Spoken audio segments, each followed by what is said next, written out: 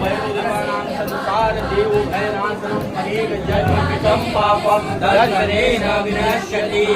देवराज सेव्यमान पावनादिपङ्कजं न्यालयाद्यपुत्रविन्दुशेखरं कृपाकरं नारदादियोगविन्दवन्दितं दिगम्बरं काशिकापुरादिनाथ कालभैरवं भजे बालभूमिवाश्वरं भवाविहारकं परं नीलकण्ठविच्चिताचदायकं त्रिलोचनं कालकालमम्बुजाक्षमक्षशूलमक्षरं काशिकापुरादिनाथ कालभैरवं भजे शूलटङ्कपाशदण्डपाणिमादिकारणं श्यामकायमादिदेवमक्षरं निरामयं भीमविक्रमं प्रभुं विचित्रताण्डवं प्रियं काशिकापुरादिनाथ कालभैरवं भजे।